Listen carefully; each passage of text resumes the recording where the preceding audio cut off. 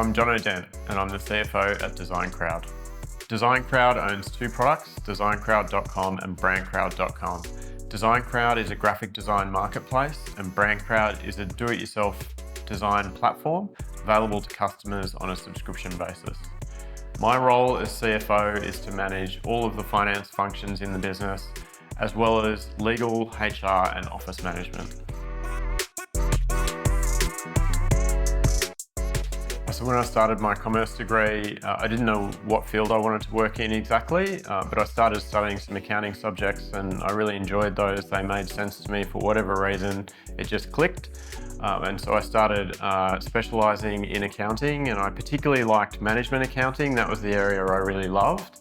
And I actually ended up going into a management accounting role when I finished university, which was a fortuitous event and really set me up for my career. When you're scaling up a startup business, there's a whole range of skills that you need, particularly as a CFO. Critically, when you're going through those phases in a business, you need to know when to prioritise cash flow protection versus growth pursuit. Being able to understand your numbers and what mode to be in, whether you need to be protecting your cash flow or whether you need to be aggressively aiming for that next growth horizon is really critical. And knowing how that you need to operate in both of those environments and how you need to get the business around you operating in both of those environments. After working in the finance field for quite a few years, I felt like I needed to exercise another part of my brain. So I decided to do a postgrad law degree. I started it as a bit of a hobby. I wasn't necessarily committed to finishing it, but once I started to enjoy it. And I really got a lot of value out of it, so I decided to see it through.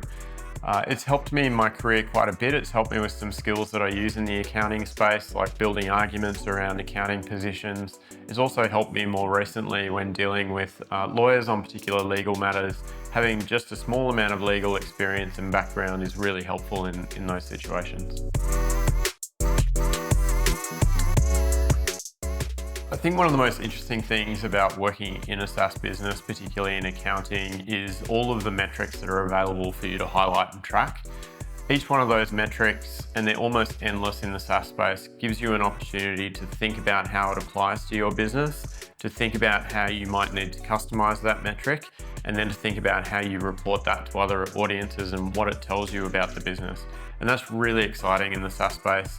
There's so much information that you can potentially farm, so many insights, and that's really, really interesting work.